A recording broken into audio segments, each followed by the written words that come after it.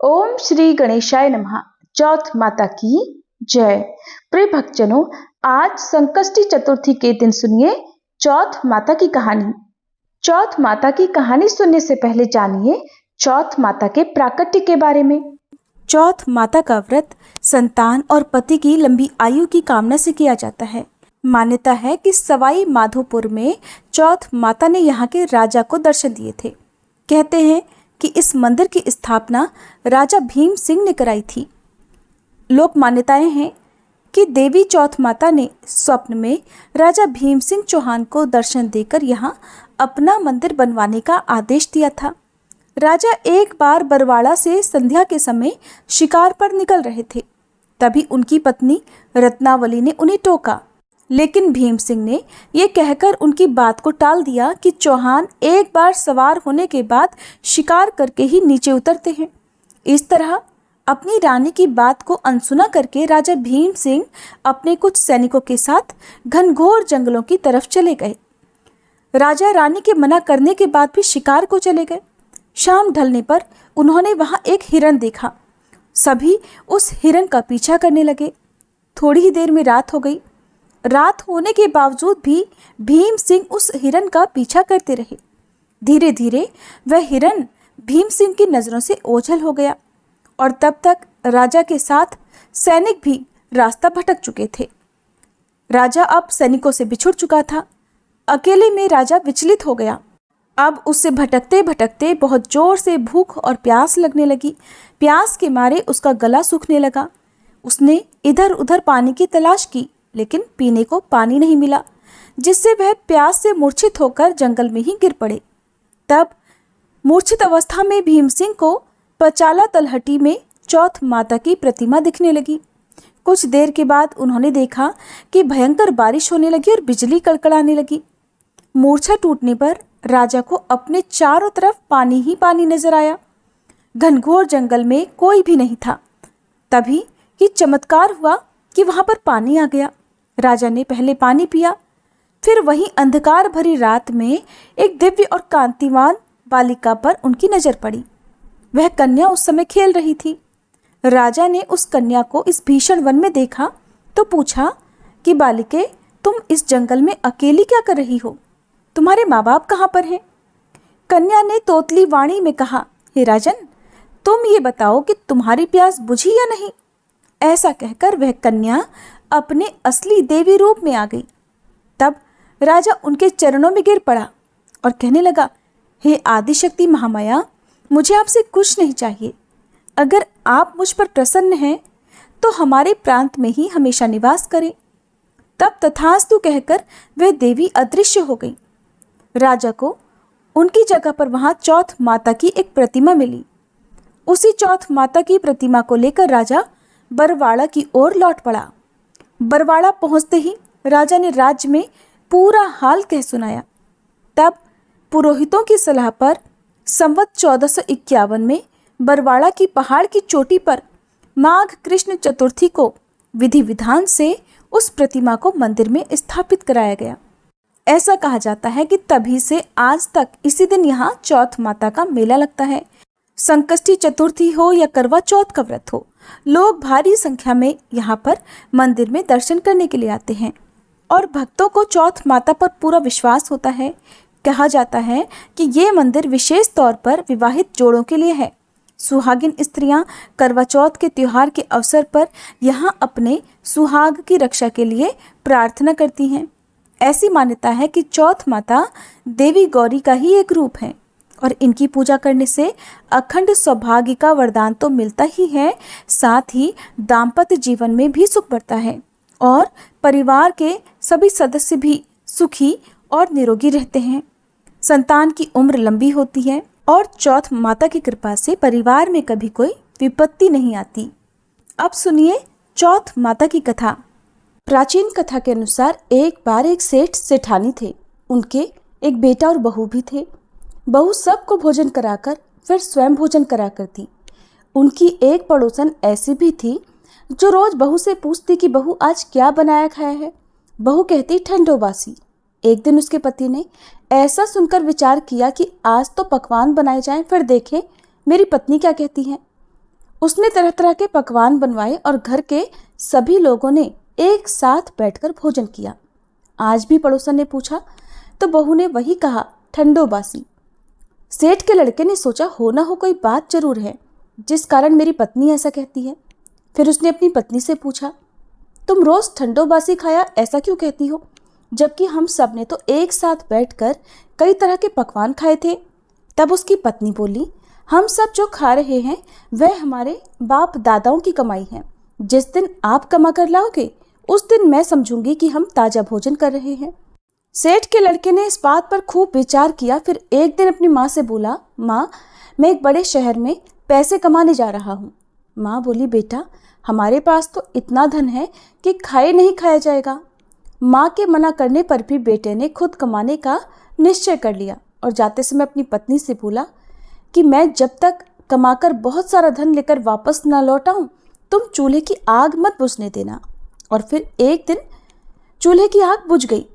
तब वह मनी मन घबराने लगी, कहीं मेरे पति पर कोई संकट तो नहीं आ पड़ा। जल्दी से पड़ोस में से आग लाकर चूल्हे में रख दूं, ऐसा सोचकर वह पड़ोस में गई। वहां पड़ोसन चौथ माता का व्रत पूजन कर रही थी। पड़ोसन ने कहा, बहन थोड़ी देर में आकर ले जाना। बहू ने पड़ोसन से पूछा कि आप ये व्रत क्यों करती हो, इससे क्या मिलता है। पड़ोसन बोली, चौथ माता के इस व्रत को करने से अन्न लक्ष्मी मिले और अपनी मनोकामना भी पूरी होती है। अब बहू भी चौथ माता का व्रत करने लगी। दीवार पर चौथ माता बनाई और उस दिन घी गुड़ का चूरमा बनाकर रात को चंद्रमा को अर्घ्य देकर भोजन करती। ऐसा करते करते उसे बहुत दिन बीत गए। उधर चौथ माता ने बहू के पति को सपने में दर्शन दिए कि साहूकार के बेटे तू जाग रहा है कि सो रहा है, तेरी पत्नी तुझे बहुत याद कर रही है, जा घर जा और उसकी चिंता मिटा। तो दुकान खोलकर कंकु केशर का पगलिया बना के बैठ जाना, आज तेरा सारा हिसाब किताब चुकता हो जाएगा। अब तो चौथ माता ने जैसा कहा था वैसा ही हुआ। उसने घर जाने की तैयारी की और गाड़ी भरकर धन दौलत लेकर चल पड़ा। रास्ते में एक बड़ा सा काला नाग फन फैलाए बैठ गया और बोला, आज तो मैं तुझे डसूंगा, छोड़ूंगा नहीं, तेरी उम्र पूरी हो गई है। सेठ का लड़का बोला, आज चौथ माता ने मुझे सपना दिया तो मैं अपनी पत्नी से मिलने घर जा रहा हूँ। वहाँ मेरी पत्नी मेरा इंतजार कर रही होगी, बहुत चिंता कर रही होगी। मैं उससे मिलकर जरूर वापस आऊँगा, तब तो मुझे डस लेना। नाग बोला, तुम अगर शपथ लेकर जाओ तो ही मैं तुम्हें जाने दूंगा, अगर तुम लौट कर नहीं आए तो मैं तुम्हारे घर पर आकर ही तुम्हें डस लूंगा। इस प्रकार साहूकार का वह बेटा सांप को वचन देकर अपने घर पहुंच गया। वहां सभी से हंसी खुशी से मिला और भोजन करके फिर एक कोने में उदास होकर बैठ गया। उसकी पत्नी ने उदासी का कारण पूछा तो पति ने काले नाग वाली बात बताते हुए कहा, अगर मैं उसके पास नहीं जाऊंगा तो वो घर आकर ही मुझे डस लेगा। पत्नी बहुत चतुर थी, बोली, आप घबराओ नहीं, लेट जाओ, मैं एक उपाय करती हूँ। पत्नी ने कमरे की 7 पैड़ी धोई। पहली पैड़ी पर रेत, दूसरी पर इत्र, तीसरी पर गुलाल फूल, चौथी पर कंकु केशर, 5वीं पर लड्डू पेड़ा, 6ठी पर गादी गलीचा और 7वीं पैड़ी पर दूध से भरकर कटोरा रख दिया। इस प्रकार वह 7 ही पैड़ी सजाकर बैठ गई। आधी रात होते ही वह नाग आकर पैड़ी चढ़ने लगा। पहली पैड़ी पर रेत में लौट गया और कहने लगा, सेठ की बहू ने आराम तो बहुत दिया, लेकिन क्या करूं, वचन से बंध कर यहाँ आया हूं, इसलिए डसूंगा तो मैं जरूर। इस प्रकार 7 ही पैड़ियों पर वह नाग आराम करता हुआ और कहता कि डसूंगा जरूर कमरे में जाने ही वाला था कि चौथ माता ने विचार किया कि अगर मैं इसे नहीं बचाऊंगी तो संसार में धर्म कर्म और व्रत पूजन फिर कौन मानेगा। अब तो गणेश जी, चंद्रमा जी और चौथ माता ने साहूकार के बेटे को बचाने का विचार किया। चंद्रमा जी ने उजाला कर दिया, चौथ माता ढाल बन गई और गणेश जी ने तलवार लेकर नाग को मार दिया और ढाल से ढक दिया। बहू भी थकी हारी सो गई। दिन हुआ तो लोग बेटे से मिलने आए, परंतु बेटा बहू तो उठे ही नहीं थे। बहुत देर हो गई तो माँ उन्हें उठाने के लिए गई। माँ ने 7 पैड़ियों पर जो कुछ देखा तो बहुत घबराई और जोर से बेटे बहू को आवाज़ लगाई। बेटा बहू उठे तो देखा कि एक ढाल तलवार वहाँ पड़ी है। अब ढाल उठाई तो वही काला नाग मरा हुआ पड़ा है। बेटा बहू ने सोचा कि आज तो धर्म कर्म ही आड़े आए, जो भगवान श्री गणेश और चौथ माता ने हमारी रक्षा की। हे चौथ माता, आपने जैसे सेठ के बेटे बहू की रक्षा की, वैसे सब की रक्षा करना। प्रेम से बोलिए चौथ माता की जय। एक समय देवी पार्वती ने भगवान श्री गणेश जी से पूछा, पुत्र, विशाख महीने के कृष्ण पक्ष की जो संकटा नामक चतुर्थी कही गई है, उस दिन गणेश का किस विधि से पूजन करना चाहिए और उस दिन भोजन में क्या ग्रहण करना चाहिए? तब गणेश जी ने उत्तर दिया, हे माते, विशाख कृष्ण चतुर्थी के दिन व्रत करना चाहिए। उस दिन वक्रतुंड नामक गणेश की पूजा करके भोजन में कमल गट्टे का हलवा लेना चाहिए। माते, द्वापर युग में राजा युधिष्ठिर ने भी एक बार भगवान श्री कृष्ण से इस प्रश्न को पूछा था। उसके उत्तर में जो कुछ भी भगवान कृष्ण ने कहा था, मैं उसी इतिहास का वर्णन करता हूँ। आप भी श्रद्धा युक्त होकर सुनिए। श्री कृष्ण बोले, हे राजा युधिष्ठिर, इस कल्याण दात्री चतुर्थी का जिसने व्रत किया और उसे जो फल मिला, मैं उसे ही कह रहा हूँ। प्राचीन समय में एक रंतिदेव नामक प्रतापी राजा हुए हैं। जिस प्रकार आग तिनकों के समूह को जला डालती है, उसी प्रकार वे अपने शत्रुओं के विनाशक थे। उनकी मित्रता यम, कुबेर, इंद्रादिक देवों से थी। उन्हीं के राज्य में धर्मकेतु नाम के एक श्रेष्ठ ब्राह्मण रहा करते थे। उनकी 2 पत्नियां थीं। एक का नाम सुशीला और दूसरी का नाम चंचला था। सुशीला नित्य ही कोई ना कोई व्रत किया करती थी और परिणाम स्वरूप उसने व्रत कर करके अपने शरीर को दुर्बल बना डाला था। इसके विपरीत चंचला कभी कोई भी व्रत उपवास आदि न करके भर पेट भोजन किया करती थी। कुछ समय बीतने पर सुशीला को एक सुंदर लक्षणों वाली कन्या हुई और उधर चंचला को पुत्र रत्न की प्राप्ति हुई।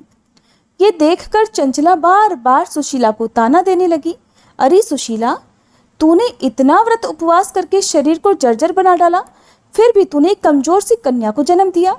मुझे देख, मैं कभी व्रत आदि के चक्कर में न पड़कर हष्टपुष्ट बनी हुई हूँ और वैसे ही बालक को भी मैंने उत्पन्न किया है। अपनी सौतन का व्यंग बाण सुशीला के हृदय में चुभने लगा। वह पतिव्रता विधिवत गणेश जी की उपासना करने लगी। जब सुशीला ने भक्ति भाव से संकट नाशक गणेश चतुर्थी का व्रत किया तो एक रात्रि में वरदायक गणेश जी ने उसे दर्शन दिए। श्री गणेश जी कहने लगे, हे सुशीले, तेरी व्रत आराधना से हम अत्यंत संतुष्ट हैं। मैं तुम्हें वरदान दे रहा हूँ कि तेरी कन्या के मुख से निरंतर मोती और मूंगे झड़ते रहेंगे। हे कल्याणी, इससे तुझे सदा प्रसन्नता रहेगी। हे सुशीले, तुझे वेद शास्त्र वेदता एक पुत्र भी जल्दी उत्पन्न होगा। इस प्रकार का वरदान देकर गणेश जी वहीं अंतर्ध्यान हो गए। वरदान प्राप्ति के फलस्वरूप उस कन्या के मुंह से सदैव मोती और मूंगा झरने लगे। कुछ समय के बाद सुशीला को एक पुत्र भी उत्पन्न हुआ और उसके बाद धर्मकेतु ब्राह्मण का स्वर्गवास हो गया। उनकी मृत्यु के बाद चंचला घर का सारा धन लेकर दूसरे घर में जाकर रहने लगी, परंतु सुशीला अपने पति के ही घर में रहकर अपने पुत्र और पुत्री का पालन पोषण करने लगी। उस कन्या के मुंह से मूंगे मोती गिरने के फलस्वरूप सुशीला के पास बहुत ही कम समय में बहुत सारा धन इकट्ठा हो गया। इस कारण चंचला उससे और भी अधिक ईर्ष्या करने लगी। एक दिन हत्या करने के उद्देश्य से चंचला ने सुशीला की पुत्री को कुएं में ढकेल दिया। उस कुएं में गणेश जी ने उसकी रक्षा की और वह कन्या सकुशल अपनी माता के पास लौट आई। उस कन्या को जीवित देखकर चंचला का मन और अधिक बेचैन हो उठा। वह सोचने लगी कि जिसकी रक्षा ईश्वर करता है उसे कौन मार सकता है। इधर सुशीला जब अपनी पुत्री को ना पाकर बहुत व्याकुल हो गई थी, तब उसने अपने सामने अपनी पुत्री को देखा तो अत्यंत प्रसन्न हो गई। पुत्री को छाती से लगाकर उसने कहा कि श्री गणेश जी ने तुझे पुनः जीवन दिया है। अनाथों के नाथ तो गणेश जी ही हैं। तब चंचला भी आकर उसके पैरों में गिर गई। ये देखकर सुशीला के आश्चर्य का ठिकाना न रहा। चंचला हाथ जोड़कर कहने लगी, हे बहन सुशीले, मैं बहुत ही बड़ी पापिन और दुष्टा हूँ। तुम मेरे अपराधों को क्षमा कर दो। आप तो दयावती हैं। आपने दोनों कुलों का उद्धार कर दिया। जिसका रक्षक देवता होता है उसका भला मनुष्य क्या बिगाड़ सकता है। जो लोग संतों और सत्पुरुषों का दोष देखते हैं वे अपनी करनी से स्वयं के ही नाश को प्राप्त हो जाते हैं। इसके बाद चंचला ने भी उस कष्ट निवारक, पुण्यदायक, संकट नाशक गणेश जी के व्रत को धारण किया। श्री गणेश जी की कृपा से परस्पर उन दोनों में प्रेम भाव स्थापित हो गया। भक्तजनों, जिस पर गणेश जी की कृपा होती है उसके तो शत्रु भी मित्र बन जाते हैं। सुशीला द्वारा संकट नाशन गणेश चतुर्थी व्रत किए जाने के कारण ही उसकी सौत चंचला का हृदय परिवर्तन हो गया। श्री गणेश जी अपनी माता पार्वती से कहते हैं, माते, इस प्रकार पूर्व काल का पूरा वृतांत मैंने आपको सुना दिया। इस लोक में इससे श्रेष्ठ विघ्ननाशक कोई दूसरा व्रत ही नहीं है। श्री कृष्ण कहते हैं कि हे धर्मराज, आप भी विधि पूर्वक गणेश जी का यह उत्तम व्रत कीजिए। इसके करने से आपके शत्रुओं का नाश होगा तथा अष्ट सिद्धियां और नवनिधियां आपके सामने करबद्ध होकर खड़ी रहेंगी। हे धर्मराज युधिष्ठिर, आप अपने भाइयों, धर्मपत्नी और माता सहित इस व्रत को अवश्य धारण कीजिए। इससे थोड़े ही समय में आप अपने राज्य को प्राप्त कर लेंगे। तब भगवान श्री गणेश जी के श्री मुख से संकष्टी गणेश चतुर्थी व्रत का महात्म्य सुनकर धर्मराज युधिष्ठिर ने भी परिवार सहित इस व्रत को धारण किया। प्रिय श्रोताओ, ये थी वैशाख मास कृष्ण पक्ष संकष्टी चतुर्थी की संपूर्ण कथा। अब सुनिए चौथ माता की आरती।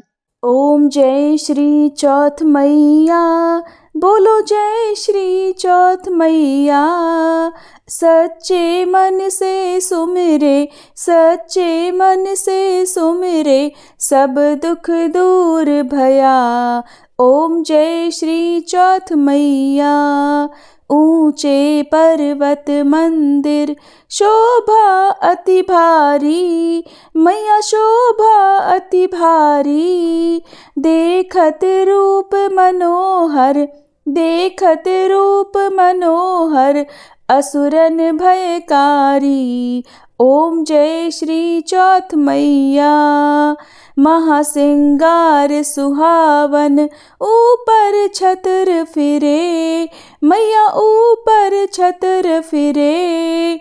सिंह की सवारी सोहे, सिंह की सवारी सोहे, कर में खड्ग धरे। ओम जय श्री चौथ मैया। बाजत नौबत द्वारे, अरु मृदंग डमरू, मैया अरु मृदंग डमरू। 64 जोगनी नाचत, 64 जोगनी नाचत, नृत्य करे भैरू। ओम जय श्री चौथ मैया। बड़े बड़े बलशाली तेरा ध्यान धरे, मैया तेरा ध्यान धरे। ऋषि मुनि नर देवा, ऋषि मुनि नर देवा, चरणों में आन पड़े। ओम जय श्री चौथ मैया। चौथ माता की आरती जो कोई सुहागन गावे, मैया जो कोई सुहागन गावे। बढ़त सुहाग की लाली, बढ़त सुहाग की लाली, सुख संपत्ति पावे। ओम जय श्री चौथ मैया। ओम जय श्री चौथ मैया, बोलो जय श्री चौथ मैया। सच्चे मन से सुमिरे, सच्चे मन से सुमिरे, सब दुख दूर भया। ओम जय श्री चौथ मैया।